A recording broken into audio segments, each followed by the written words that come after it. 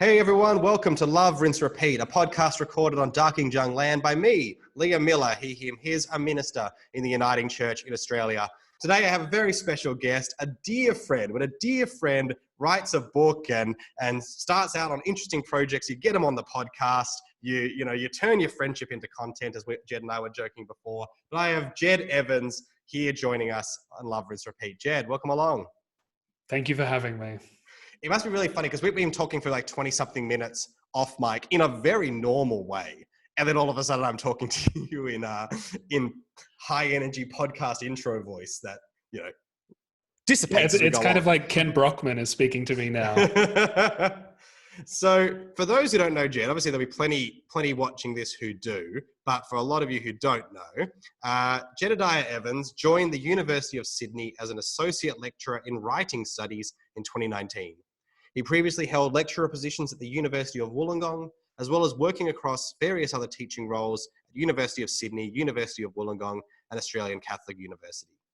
He has published on the work of Southern novelist Thomas Wolfe, which I'm holding up the screen now, Look Abroad, Angel, which is out in the University of Georgia Press. You can see that in a paperback coming soon, I'm told, and has also written on trends in higher education. His current research focuses on carceral writing both by and about incarcerated people, and he is involved with correctional facilities in New South Wales, developing collaborative, inmate-run writing projects.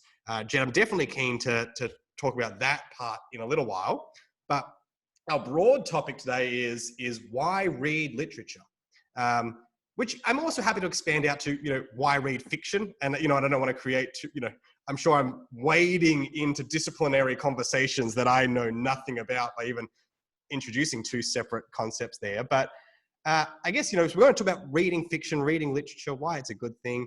Before I am going to ask you that question directly, do you remember the first kind of novel or piece of fiction that you kind of read on your own or semi on your own as you were growing up? You flagged this with me before, so I could have 5 seconds to think about it, which was, I think obviously there are a whole lot of books that you read. Both of us have a mutual friend, Matt Stanton, who writes books for children. And he points out that, books about farting monsters may not be particularly literate, but they are good for teaching us that something can happen inside of this object that is, magic and entertaining and exciting and strange. So there are plenty of books like that I remember, but which maybe don't answer the question correctly. But I was thinking about The Wind in the Willows, which is the Kenneth Grahame novel, early 20th century. And I think about that book not because I liked talking animals or because I was particularly attuned to the broader social context, but because there's something in that book right at the beginning that always overwhelmed me as a young person, which was when the mole is walking, is it mole or rat? I should know this now. When the mole is walking by the river, he thinks about the river as this great vessel of story. He listens to it and it's chattering to him. I don't know if you remember reading this. And it's chattering to him, and it says that it's telling him the greatest stories, and it's carrying it from the kind of center of the world into the insatiable sea. And that's this kind of beautiful moment. And I remember thinking, even as a young person, maybe I was a very eggheady, slightly dorky, literate young person, but I remember thinking, like, what does it mean to be insatiable for story? And I think that to me was such a beautiful idea, to be kind of like the ocean that's being fed story. So that would be a really early memory, and then the rest of it's probably just dinosaurs. Yeah. I was trying to think of my own. I think maybe the Redwall books, again, like an animal-based, anthropomorphized animal-based story. I remember those as at least books as maybe being read to me, but then also kind of transitioning into reading myself, or some level of mix. But yeah, definitely remember that. And maybe Animals of Farthing Wood being another one. Again, the animal theme, something about it. So I guess what then takes young Jed reading something like that, being drawn by this idea of the insatiable, capacity of story to get into at some point in your life that you're like, hey, maybe not only could I read novels, I could write and talk about them and somehow even maybe get paid to do such a thing as that, and to help others think about how they would write books. How does that path kind of happen? In some sense, even not to the point where you are right now, but even just that idea of this is something that's there and something I actually, that's where I see myself going. So again, I was reading a lot, and I think, I should clarify, my dad was a reader, and he would read to us. And I think I'm working on a project at the moment with a friend from Wollongong who writes explicitly about the benefit of reading to children. And she was particularly interested in fathers reading to children, but just the idea of like a parent or even a figure, right, reading to children. And so I kind of think that that's, in some ways, like that's an inherited invisible privilege that we sometimes overlook. Why am I a reader? I'm probably a reader because somebody read to me. But then that, lots of us are read to, and not all of us become academics in literature.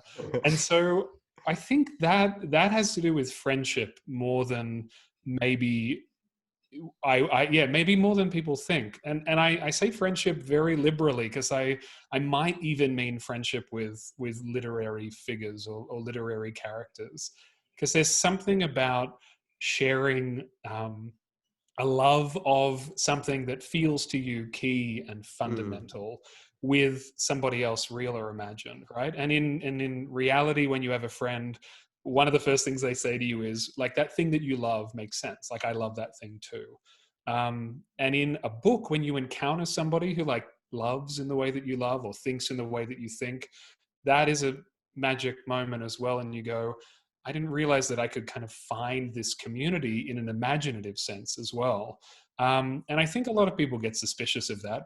My uncle used to say to me that he didn't read books, he lived in the real world, as if the danger is that we might get whisked away into the imaginative.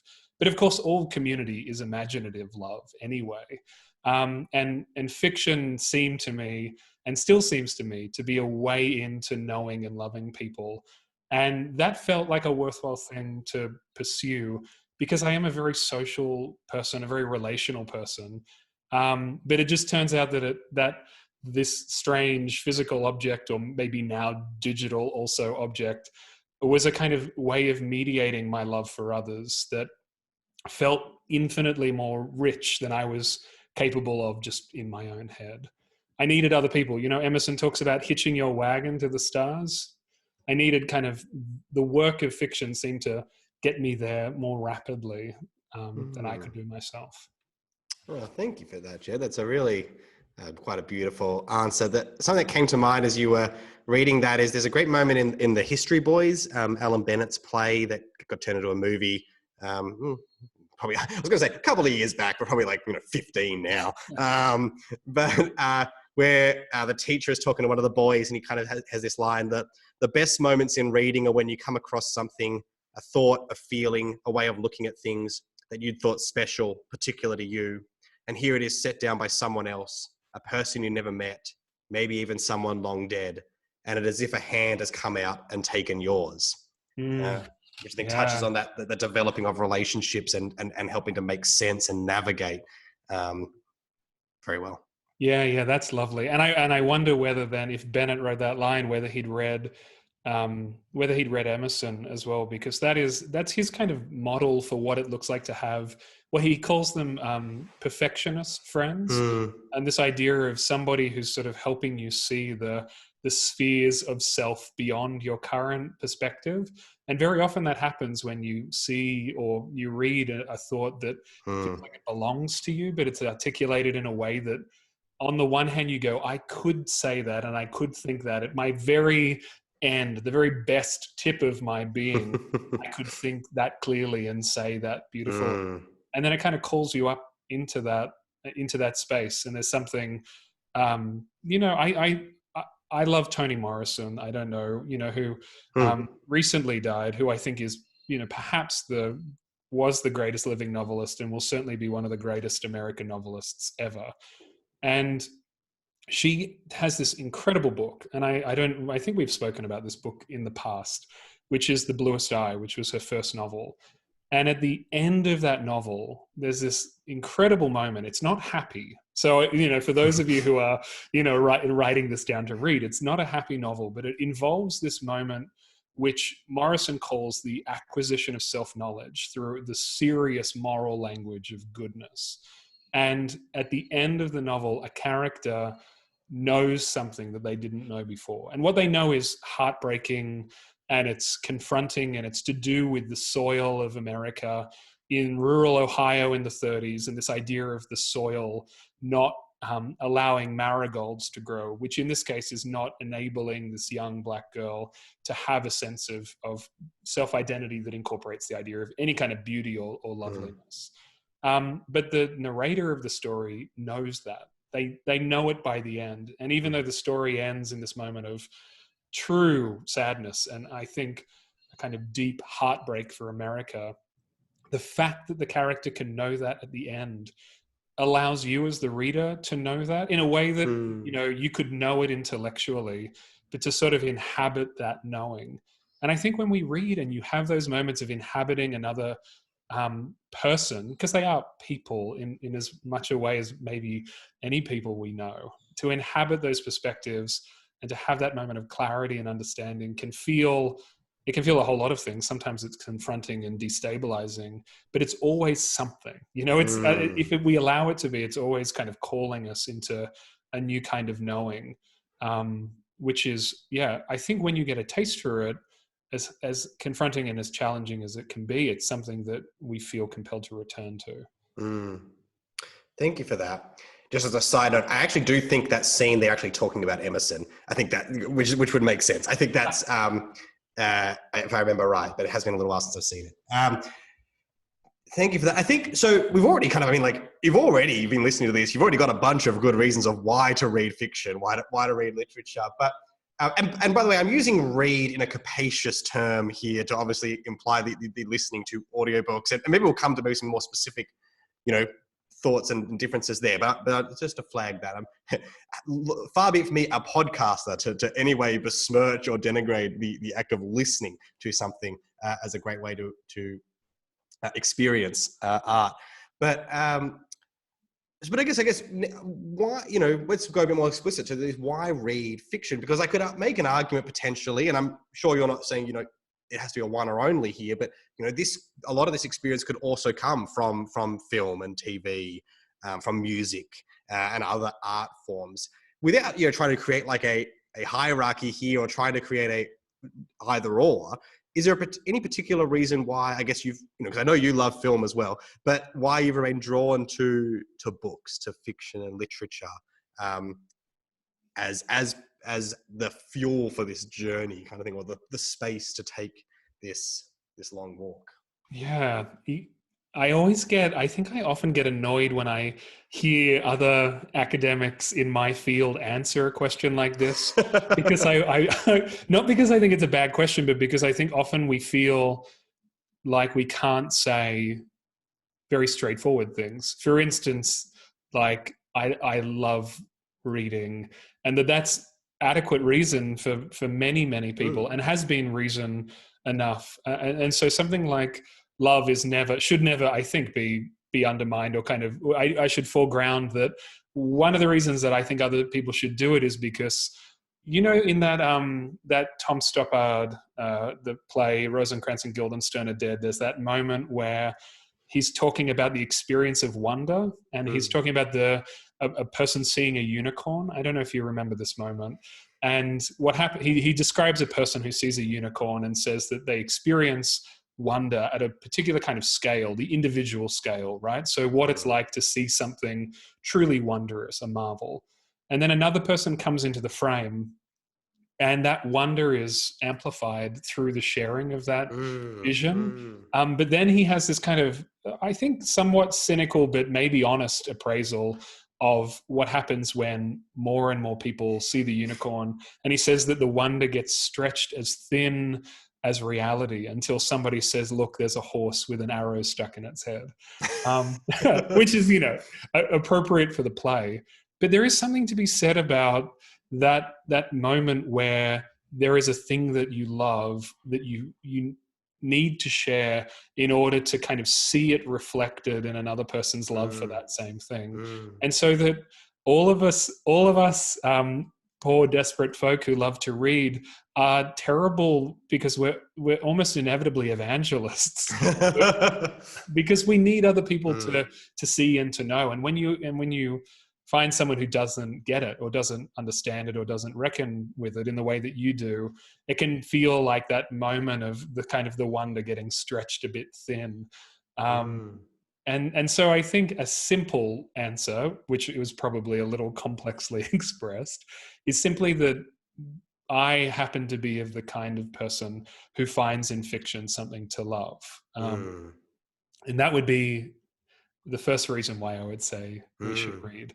And there are, I think, other serious reasons for it as well. When I talk to my students, one of the things that you don't realize when you become a student at university is that you have to read. And if you're studying literature, you have to read fiction. And you'd think that people would get that, right? You'd think that that would be an assumption, but often it's a real surprise. And that moment is, there is a kind of labor involved in reading that isn't involved in I don't think is involved in any other form of appreciation of art, other than maybe that some art requires a kind of backlog of energy expended to really kind of appreciate it. Yes. Whereas I think often fiction sort of teaches you how to appreciate it in the act of reading. And that's the hard part, right? It's kind of setting all of the rules for you. And then if you're willing to endure with it, it will give you a payoff of sorts. But that labor and that expending of energy is worthwhile as well. Simone Weil has this great, I guess you'd call it an essay, it's a letter, and it's about education. And she's describing why geometry matters as a mode of attention, as opposed to as geometry. And there's something about reading that is simply, to my mind, about the practice, which is almost a spiritual practice of attention, and of doing something, of laboring to notice. And that's a posture and a way of being in the world that is a bit eccentric, right? Considering our current moment. And it seems in a way to be working against other controlling narratives that is worthy. I have other reasons as well, but those are at least two. That there's, on the one hand, because I love reading, and then on the other hand, because there is this attentiveness that is bred in a person, particularly in this interior imaginative world where you're doing the kind of labor of inhabiting and creating the world at the same time that fiction allows us to do. And particularly a kind of fiction that you might call literature. But I'm with you on not wanting to stampede into that argument anytime soon. No, that's really helpful, I think. And I think the love matters. It's like, because if you want to recommend someone a film, if you miss base, they maybe waste 90 to 2.5 hours of their life, depending on the movie you've recommended. But it's not this huge waste. And, they can also stop it early. Same as like, hey, do you want to listen? I like this song, and you play it. And, like, we've all had the disheartening moment where you can tell someone is just not paying attention and their eyes are drifting back to their phone. But again, that's 3 minutes. But to pass someone a book and say, look, I think this changed my life. This affected me. This was hilarious. This was so touching. You're really asking someone for a great deal of effort. And so I can, and that's asking them to read a specific thing, let alone, hey, just join me in this world of broad fiction. But like, I think when you say it comes out of that love, and it's like, then kind of the question can be like, look, all I'll ask is the try. And if you happen to find love in doing it, then great. But yes, there's certainly a gentleness that needs to be presented there. I think I posted the other day, because I finished reading Infinite Jest, which I was very, very proud of myself for doing. Sitting behind Jed. And I think it's brilliant, right? And it's so, and there's a lot of reasons why, but it's like, when I shared it, I'm like, look, like, no one has to read any book. And I think particularly, like, sometimes we feel like, oh, I have to read Crime and Punishment and and Infinite Jest and Moby Dick and whatever other, canonical books written by men, in order to feel like I've achieved something. He's like, no, you don't. There's no book you have to read, but this is when I actually think, there's a reason that people like it and I liked it, and it's open to you now as I'm going to share this experience, but without thinking that, you're kind of saying that somehow you'll be less of a developed human than I if you do not put in the time it takes to read this, because it might just not jive with you at all. And in that case, there's a better thing for you to read. You know what? It's so interesting that book in particular. I read that book because a friend of mine wrote a book about David Foster Wallace, who's the novelist. And so I felt this compulsion to read it because this friend whom I love was writing this book. And I think I got through 700 pages and then I collapsed like so many people before the finish line. And then I felt this huge amount of shame, right? That and lost labor as well. I have friends that would never give up so late into a book. You had some sort of obligation to move on and to push on. And, it reveals a whole lot of things. Number one, it reveals this idea that recommendation, right? Recommendation is this very specific kind of intervention where you go, somebody's life needs this, and it has a whole lot of assumptions set into it, right? Whereas I think there's a way of recommending like what you're describing, which is just much more open-handed and generous, right? And there's no loss if somebody doesn't like it. I mean, sometimes I feel a pang when a person who I feel sees the world like I see it doesn't like a book that I like, and there's this weird disjointedness where I think, but you're the kind of person who should. But then there's also just that the reality, the kind of temporal reality of fiction, which is, sure, read Moby Dick, but it may well be that you read Moby Dick when you are 80 years old, or it might well be that you read Infinite Jest 8 times before you read Infinite Jest, which is that's a typical story of that book, right? That it started often and then stopped and then started again. And it turns out that some books call to us in very specific moments of our lives, and that they're not always open to us, right? In a way that all good things have a sense of opening one door and shutting another, right? To say yes to that book is to say no to the other books that you could read in that same period of time. And we get that wrong sometimes. We start a book and then we think, this is not for now. And I think that's been a better way for me to think about fiction, particularly that fiction that I feel as though one day I may well read, where I go, oh, I think I've got this wrong. I've kind of intervened at the wrong moment in my life. And that's okay. And it may well turn out that I put it off until I can no longer get to it. And that's fine. I'm very comfortable with that possibility in the same way that I do that with film. And sometimes you have that moment where you think, what a fool I was for waiting this long. What I could have known or what, but it may well turn out that had you read it in the time that you thought you ought to have, so much of your own life just wouldn't have happened yet, and you wouldn't have been able to know how good it was, right? And that's all a bit of a mystery. And it's one of the reasons, again, for rereading as well, right? Because it turns out that we change and books change along with us. Yeah. I think that's really helpful. I think it can also help challenge against some of those other reasons that we can find ourselves reading. Like, I know I'm this kind of completionist and like to have read things. So like sometimes you can feel like almost like I'm trying to get through this because it's a chore, because I want to be, I've sunk this many hours in, so I have to finish it so I can put it on my little notepad where I write everything I've read and put it, because I can't put it there if I stop 20 pages short or 100 pages. I have to finish it, otherwise it can't be there. But either that can lead you into exactly staying with a book that's not for now, or not enjoying it because you're thinking about the next thing you want to read. And then there's also the thing of getting caught up in, so like, okay, I'm really enjoying this book I'm reading now, and I think I know what I'm going to read next.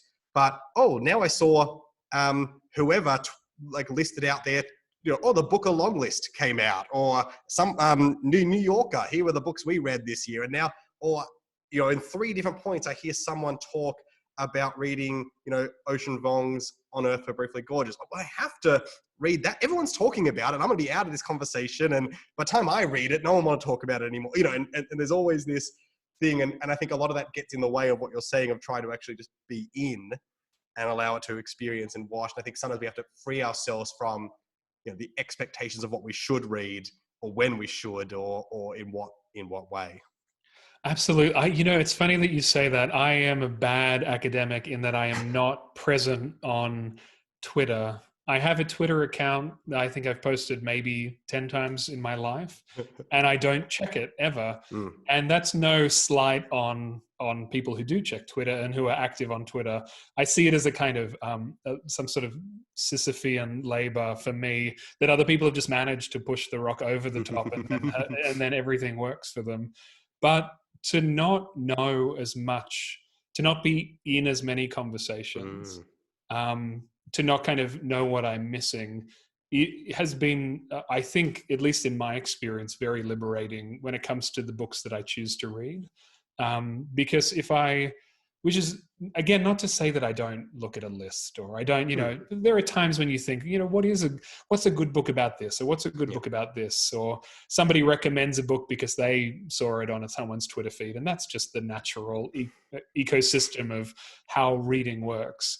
But I don't feel that same pressure, which is strange because I'm meant to be the guy that knows all the things about all the books. But as it turns out, there are a lot of books that have been written, and most of them have been written before now. Most books aren't contemporary novels.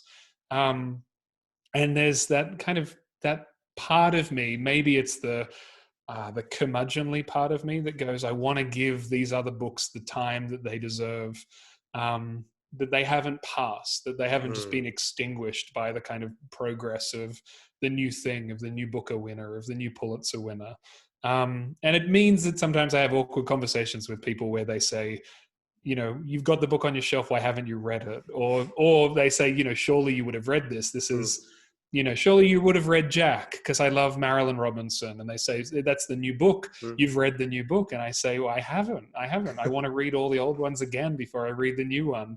And, I have other things happening. And that's not to say, but then I have that weird power of being an academic and saying, well, I can make that claim. I can say, well, I've read other more important books and that's what I'm doing. But in reality, I feel like it's just almost a kind of happenstance. You pick up a book and it catches your imagination, and that's the book that you read, be it a mid-century science fiction novel, or be it the most recent book by a Booker Prize winner. The only caveat I would offer to that is I had this moment in my life where I got a little bit manic about cataloging all my books, and I scanned every single one. This was, thousands of books at the time. And I scanned every single one, and you could do this horrifying feature which showed you all of the images of the authors that you had accumulated in your collection in just one big screen's worth. And just as you're scrolling through all these, angry looking, very serious white dudes and thinking to myself, like, that's a kind of check on the part of me that goes, I just want to be able to read whatever I want, whenever I want. And to have that moment, that kind of conscience moment of going, be mindful that what you read is also a kind of inherited set of preferences. And some of those preferences are embedded in programs, particularly canonical programs, that are from a moment in history which did not listen to voices. And we're in a moment now where we're better at listening to those voices. And so in some ways, reading contemporary fiction is a kind of reparative, work of trying to get away from some of the quote unquote great books, which may not be that great. Totally. I think that's a great point. And there is something you can feel a freedom to go, oh yeah, I'm only going to read books. Or mostly 89% of the books I'm going to read are going to come out post year 2000. From a wide, diverse array of writers. And that's fine. That's no less a life spent in literature than, devoting it to 800-page Russian novels or mid-20th century stuff as well. Like, I think that, and I think sometimes, you can make, I think that's also the thing of sometimes when you're in a long book, Like, and I think sometimes that's the reason to read a long book, right? Is because you actually have to spend a lot of time in it, and you can maybe break up some of that. I'm going to list off things, but at the same time, like, there were definitely times toward the end of Infinite Jest, I'm like, I could have read like 12 books, maybe more, right? Of 180 to 250 page kind of, with much wider typesetting and actual chapters. Like, you know, I could have really put a lot more, and there's good and bad, right? There's good in the sense of it actually broke up this desire just to fill a page of things I had read, but also I can understand the idea of you actually would have heard a lot more voices in that other path too. So, you know, again, it's choose your own adventure. Yeah, you know what? I wonder if there's a great writer called Mark Greif, or Grief, but it's EIF, so I don't know how to pronounce it. Which is that's one of the great anxieties of all academics, is not knowing how to pronounce the names of people that they read. Like the novelist who wrote Americana, I don't even try and say her name because I cannot. But this essay by Mark Greif, where he's talking about why exercise is part of this particular kind of mechanism of neoliberal capital. And it's wonderful because it justifies for those of us who are slovenly why we should be suspicious of exercise. But one of the things that he talks about is the impulse that we have of kind of segmenting and measuring physical prowess or exertion or energy. And it becomes this thing that you can count, that you can see it on your wrist, or you can measure it in your heartbeat. And we have ways of kind of making our own natural biological processes purely mechanical to the point of abstraction. And we do that with all aspects of life, right? And we can do that with something which, like fiction, which is insane to me. This thing that is meant to kind of break you out of that becomes a work of trying to accumulate and account for and measure. I have read this, and I've read this, and I've read this, and I read them in this time. Or you can get apps that let you read truncated versions of books in, 45 minutes. And if you're a business leader, you can have read all the great business manuals in 2 days. And I understand the reality of time. Like, don't get me wrong. I am somebody who has the great, huge benefit of being able to say that reading is work. And most people can't say that. But there's a difference between making time for something and making kind of reading work for you within these very measured, accountable segments. And that, to me, feels like a thing other than reading. It's like watching only TikTok videos and thinking that you're interested in film. You're not interested in film. You're interested in something, but it's a different thing in kind. And it is interesting. I do wonder what happens with reading fiction if we keep moving toward this kind of parceling and segmenting and measuring that we have, because modern life doesn't give us much space. The Russians wrote long novels because they had long winters. They couldn't go outside. But we can't stay inside even when we are inside. That's really helpful. And I think, I was thinking also sometimes it's like, with what is the right time for a book is, very much about that, how do you make the time to read? And some books are more conducive to, I'm going to have over a holiday or over whatever's happening, I'm going to be able to put in some real hours. And some books are like, I'm going to be fitting this in. Like, I read one book which I really loved, which was last year, which was Dominicana by Angie Cruz. And one of the reasons I really loved it is basically every chapter was 3 pages long. It was like these very short chapters. And we had just had a baby and we had our 3-year-old. And that was a thing I could always know, like, okay, I can finish our chapter, if not 4 or 5. And I'll have a very distinct place to put the bookmark in compared to something with much longer ranging where you're like, wait, where were we last time I was reading? Even if that was only 25 minutes ago, like, or 2 hours or 2 days, when you're trying to pick that up, whereas something like this, which is a bit more, had a different kind of rhythm and flow to it, just fit that time and still allowed me to have that, journey into a new world, into the lives of others, to building those relationships and being touched and rescued and all the things that were happening there. But, and it just fit that moment. And it could fit other moments too. But for me in that time, that was the right one. And sometimes, so sometimes like that with the question of like what to read and when, it's like sometimes it can be a very decision based on just where you are in that very right moment. That would be a marvelous recommendation, right? Like that feels like a book for new parents. Not because it's a book about parenting, but because it's a book that makes sense within the confines of that time. And I say this with the imminent approach of a child in my own life. And I'm mindful that I might look back at this interview and think, oh, you thought you could read still. What a fool. Yeah. That's interesting. Let's shift gears a little bit. Let's talk about your current project on carceral writing. As you said, so you're in the intro we talked about writing both by and about incarcerated people, and I guess the connected work in the prisons currently. Just talk to us a little bit about what you're doing, why, how it came about. Just anything you want to launch into here. Like I know a little bit about it from our own chats, but I'm sure folks will be very interested. Yeah, I mean, this is a funny forum to talk about this because I know that you've had guests recently talking about criminal justice and talking about mass incarceration. And so in some ways, if folks listen to this, then they know more than most people. Because I would say most people are ambivalent at best about what happens inside our corrective services. We increasingly, I think we know more about elements of it. So we know about, for instance, deaths in custody. We know about overrepresentation of Indigenous people. We know a little bit more about youth justice now, following the Dondale Four Corners. And so we've had all of these reviews and state reports. And so there is a sense in which we're widening, very gently the window into what a prison is and what it does.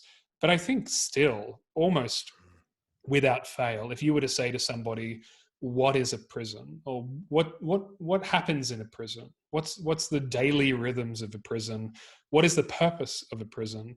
Now, most people would have a ready-made answer, but the answer would be a genre answer. It would be, this is what I've seen in this documentary, or probably more likely, this is what I saw in Orange is the New Black or Wentworth, or, these are the things that I've seen on TV, or probably even more commonly, well, no one watches Prison Break anymore, but, it's that kind of, we have a ready-made stock of metaphors for what confinement is, but almost all of them are imaginary. And I wonder whether there is a place in culture where we have, on the one hand, such a deep, familiar set of images and metaphors for what it is, and where a huge proportion of us, with the exception, I would say, of our Aboriginal population, by virtue of overrepresentation and thus much more familiarity within family, but the majority of us having very little experience or knowledge or understanding of that place.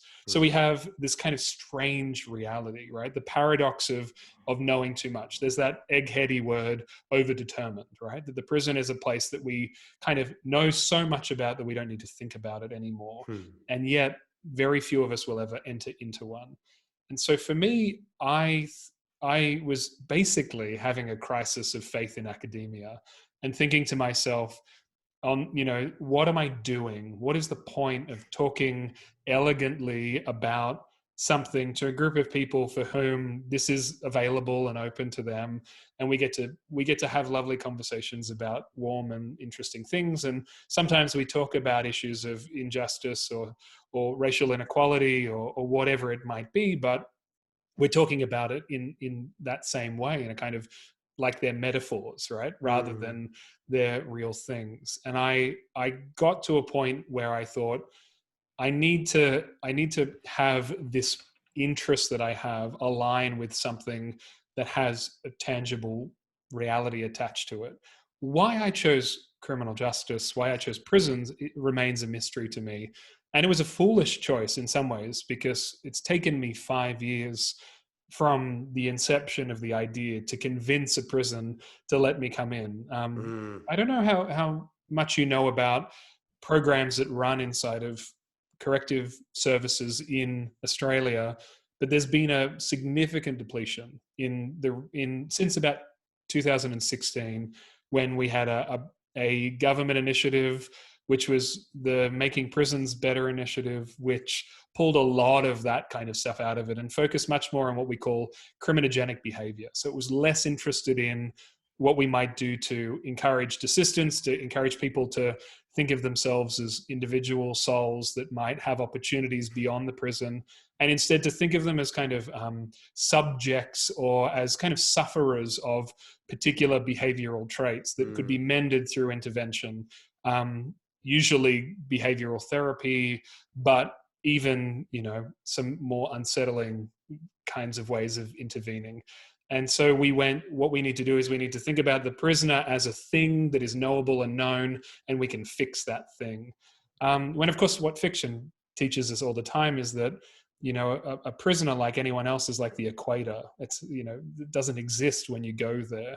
Turns out that it can be any of us. And so I got involved in thinking about what the carceral space was, be it prisons or detention camps or what have you, what that was and how reading about that, but also how reading things produced within that space might bridge the gap between the kind of social understanding of what it is compared to the reality of what it actually is. Because as it turns out, the function of a prison versus what we think a prison does, and the prisoner as an idea versus who a prisoner actually is, are very different things. They are perhaps as different as anything could be.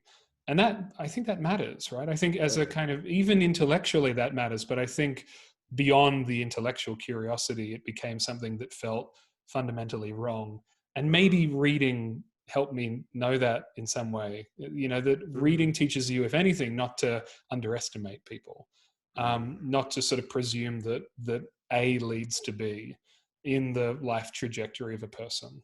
So that's where I'm up to now. I can talk more about what we're doing, but I think, as with all huge life decisions, at least for me, there's an aura of mystery about how I landed on something, but I'm very grateful that I'm here. I think that's really important. I think just to your point, like, I want just to plug last week's episode for when this comes out, which came out today in terms of when we're speaking. But if you're listening to this, last week's episode with Robin Oxley, we talk about abolition and things. We discuss, the fact that the purported reason for existence of prisons, when there's a few out there of rehabilitation and protection that just do not achieve what we actually think they're achieving. And again, to your point, most of the people who are in prison are not the kind of people we think of when we think of who's in prison. Vast majority. So I think that's really important. So I guess what's the hopeful outcome or aim, or where does it lead to, right? This what you're saying. It seems like there's a couple of different things happening, both in terms of so what's your either do you have a fixed thing, or is it still like we're seeing where it goes and what emerges as we build relationships? What's happening? Yeah, well, so definitely we are at the kind of coalface of it now. It is just beginning. There's a few things, and I'd love your thoughts about it as well, and what you think makes sense to somebody who hasn't been living inside of my head for the last 5 years. But on the one hand, there's a more cerebral intellectual exercise in all of this, which is for me to say, what would it mean for any person in Australia to have more ready access to written testimony, fictional or not, from within carceral spaces? So there's a kind of very practical component where for me, I'm working on collecting, be it already published or newly written work by people who have been incarcerated, and not just novelists and writers. So obviously we have, people like Behrouz Boochani, of course, who's writing from Manus Island, which he names as a prison. He doesn't call it the processing center. He calls it a prison. So we have, in recent history, a very rich written testimony of what's going on within the Australian carceral regime. But we were imagined as in terms of a non-Indigenous imaginary, Australia was thought of as a prison space. Before it was visited, before it was recognized or known, it was thought of and accounted for as a place to kind of get rid of people who were too difficult to deal with within other criminal contexts. Which is, of course, because it's difficult to deal with these people who you perceive as in some way out of sync with your culture. What do you do with them? And so when we have this, the colonial invasion of Australia is construed as thinking of this space as a kind of holding cage for the unwanted, the kind of the criminal man. Mm. And so we have this history that runs alongside other histories that thinks of the very place that we live now in terms of carceral spaces. Mm. And of course, then we have the overrepresentation of Indigenous people within their own space, within their own land, in these new spaces, these newly created spaces. And so for me, trying to track what kinds of imaginative work, and I'm narrowing it, at least for now, to writing, has been produced by people who have found themselves in this land under different carceral regimes, strikes me as at least, if not just kind of intellectually interesting, hopefully as a way of rounding out a more honest accounting of what Australian prisons actually are and have been. And as it turns out, we have a history of reform just as much as we have a history of oppression. The oppressive history is more pronounced, I should add. But then there's the other, and to my mind, potentially the one that lasts, and maybe lasts for as long as I do this, I don't know, which is if I believe in reading and writing as a tool, not only for self-expression, but maybe even as a way towards something like freedom. Whether that be freedom of mind or freedom of body. What am I doing if I'm not involving myself in the lives of those people who are themselves incarcerated and showing them what this thing can do? Or better yet, giving them tools and then letting them discover what that thing can do.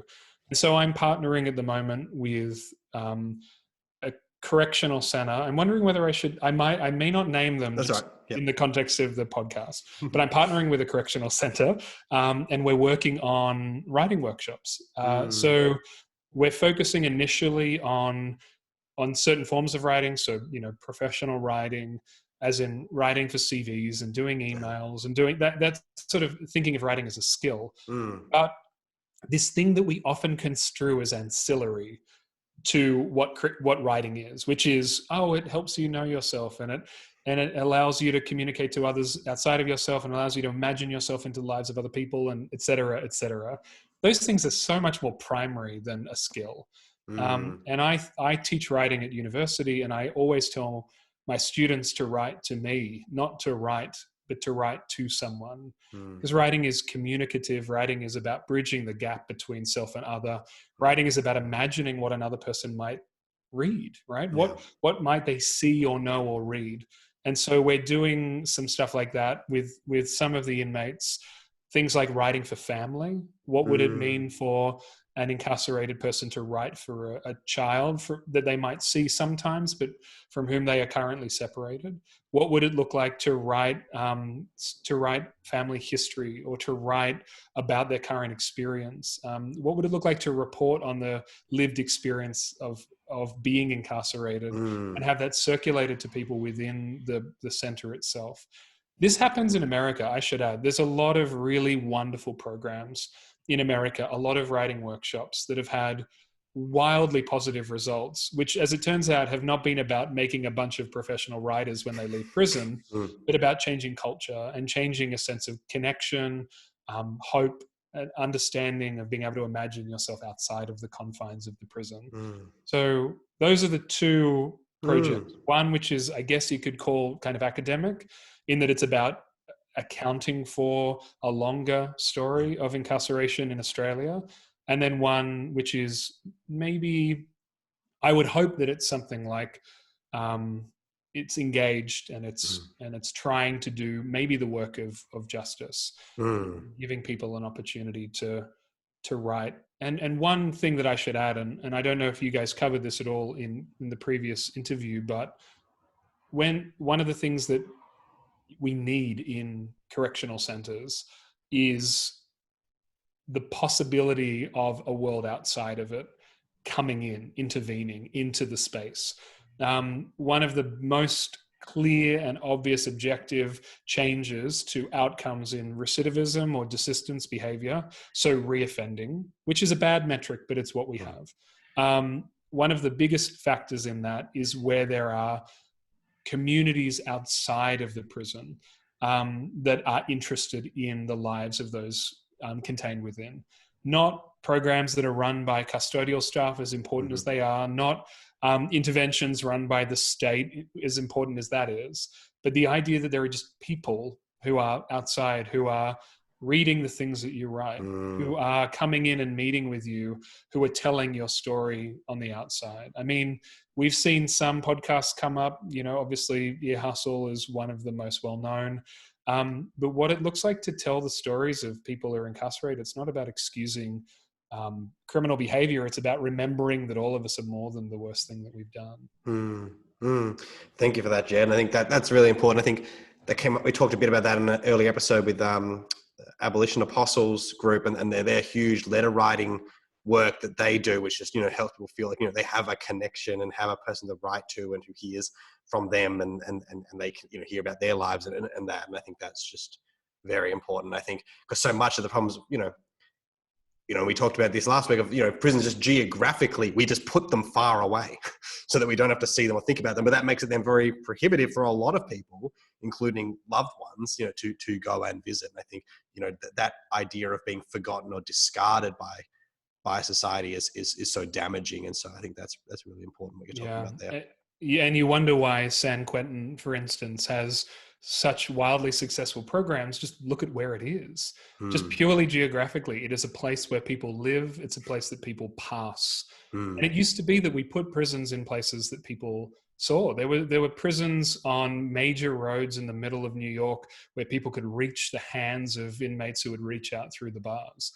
Dorothy Day, the Catholic activist who was imprisoned for the first time in her early 20s for I think it was activism against the use of nuclear weapons. She talks about hearing the voices of people as they walked past on the street and women calling out from this prison. And that might strike people as confronting, but that tells us something about the choice that we make. What does it mean to want to discard people, not just to places where they lose their capacity for making choice, but to places where we no longer have to bear them in mind. Yet another reason to read, because when I'm reading a book by Rachel Kushner at the moment, which is called The Mars Room. I think it was maybe a 2018 novel. She's a great American novelist and probably more famous for The Flamethrowers, but she's written this book and her main character is someone who's on her way to being put into prison.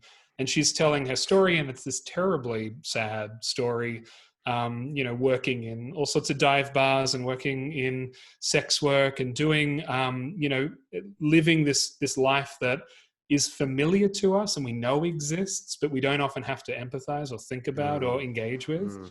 And the kind of the bold-faced reality of it, so readily lived and expressed in a novel, is kind of, it's not the same as, but it's tantamount to walking past on the street, right? There's something about that immediacy where you can't not know that happens. And in knowing that happens, there is then that kind of, that impetus.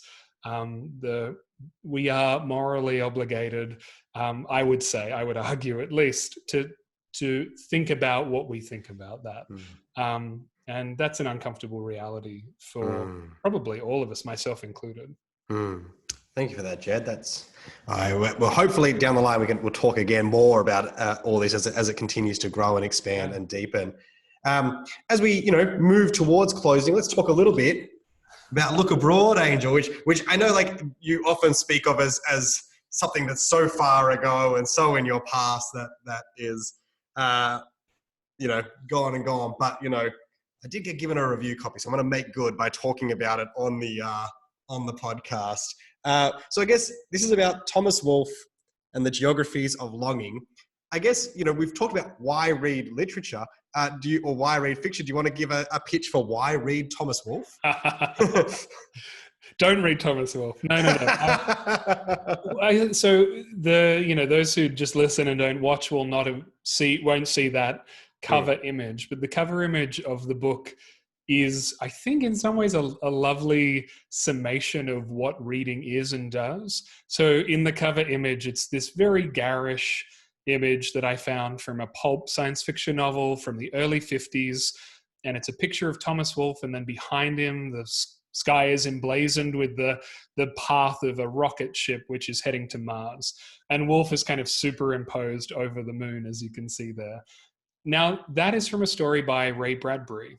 And Ray Bradbury, if you don't know who Ray Bradbury is, this is one of those moments where an academic will be like, you ought to know who that is. But, Ray Bradbury, who's famous for the Martian Chronicles and the Illustrated Man, and probably most famously Fahrenheit 451. He, as a young man, used to cut out literal sections of Thomas Wolfe's first novel, which is called Look Homeward, Angel, hence the title of my book. And it was a novel written in 1929 in Asheville, North Carolina.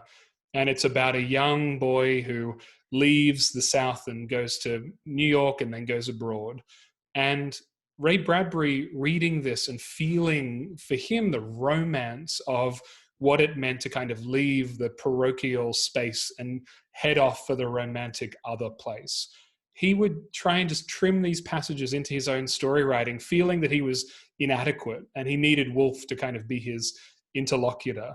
And so when he finally writes a story about Mars, he sends Thomas Wolfe as a character to Mars. He literally writes Thomas Wolfe into his story, and he gets him to write the great Martian romance.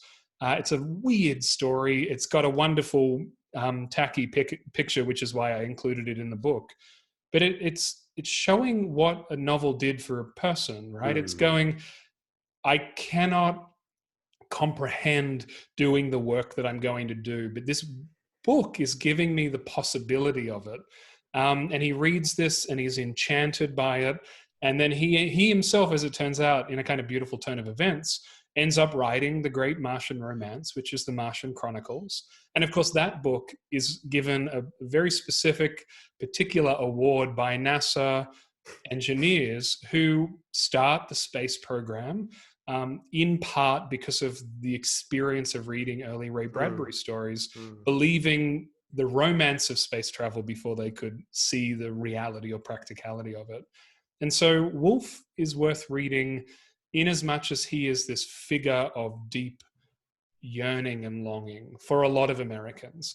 Even as recently as Ozark, the Netflix TV series, there's an episode, I think it's in season 2, where one of the characters whose name I'm going to forget now, but that's okay. But where there's a first edition of Thomas Wolfe's Look Homeward, Angel, and the TV show treats it as this kind of object of romance. And the character, it sort of reveals his artistic side. He's otherwise this kind of white trash kid, apparently, but this book and his love for it is this suggestion that maybe there's more to him. And Abe Books said that there was a massive spike of purchases of Look Homeward, Angel, which there hadn't been for about 100 years after the screening of this TV show, which just goes to show the way that we often think about objects of art, not necessarily in their specifics, right, in terms of page 1 through to page 600. But in what they inspire in other people. It would amaze you if I told you that, Thomas Wolfe's books were read out loud on CBS radio to sell war bonds when America was struggling to make enough money to send, troops to war. They read these passages out of his book because they believed that they showed people about the beauty and the romance of America and the need to save it. His books were read in the Dachau concentration camp during the Second World War, where a writer said of that book that sometimes a book is better than liberty, and so the ways that his book is read strikes me as kind of as just one example of the ways that very often we read fiction, which is not so much for what it kind of teaches us in terms of knowledge, but what it makes us feel and believe is possible.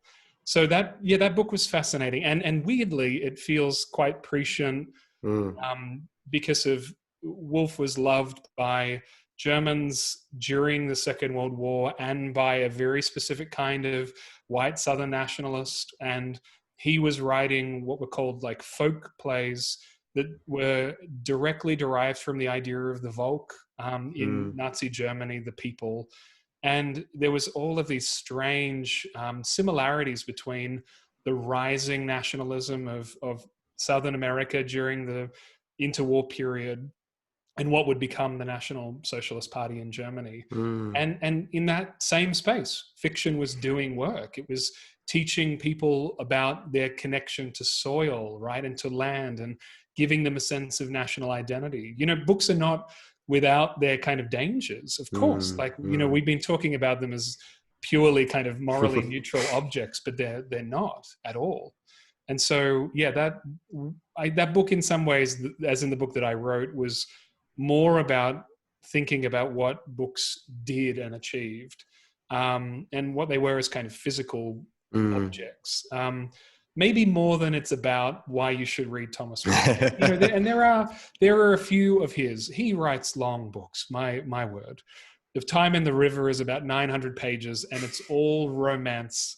Somebody described it as turning on the tap marked purple. This idea of purple prose. You know, he writes everything. He leaves nothing out. So yeah, I wouldn't necessarily make people endure that.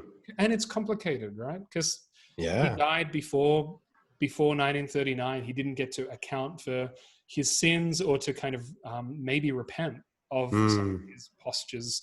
And so we forget people like him and we discard them and put them away. And in doing so, we forget the dangers as well as the possibilities of what fiction is and can be.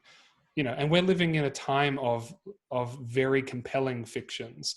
And it would serve us well to be the kinds of people who knew how to read them and knew their origins.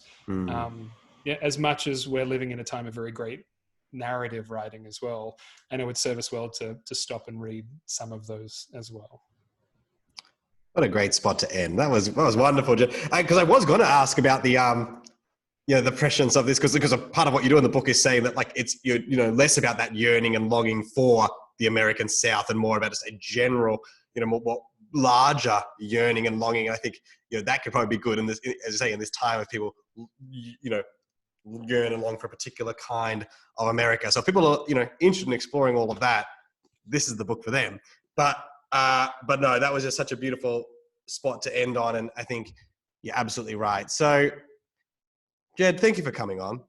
It's been a wonderful chat. We could keep going, but I'm going to stop. But it's been wonderful.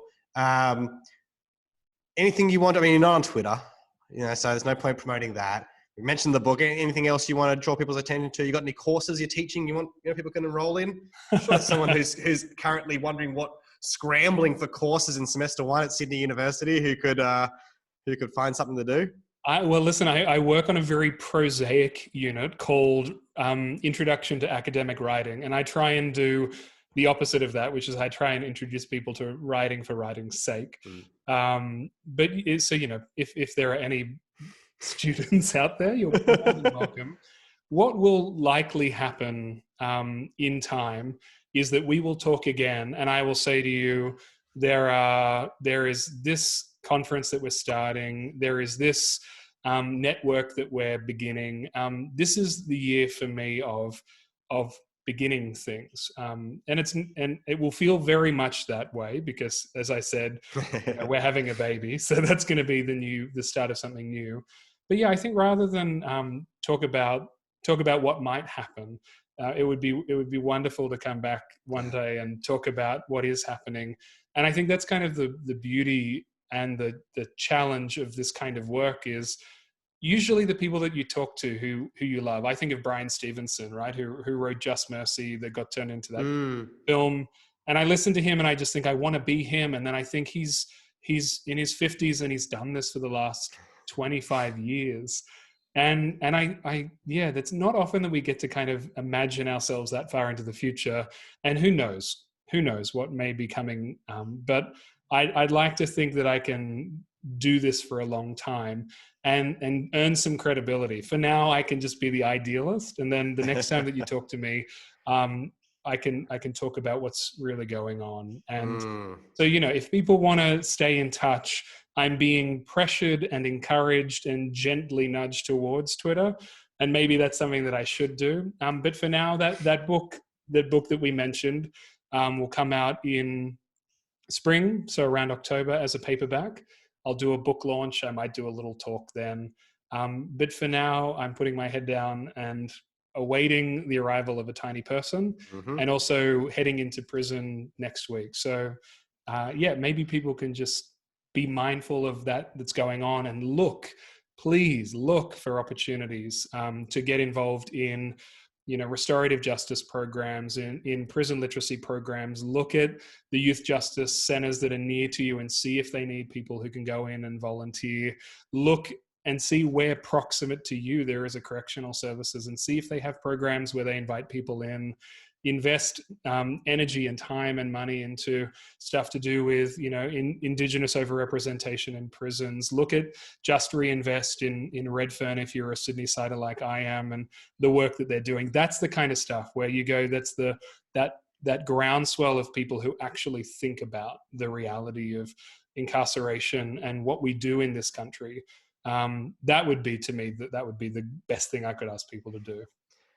There were some very good plugs, Jed. Thank you for that. I appreciate it. And yeah, your dormant Twitter account is about to get tagged a bunch when this comes out. But no, that's a brilliant call to action. Thank you for that very much. And we will definitely have you back on. That would be wonderful. So thanks everyone for listening. You know, see you next week.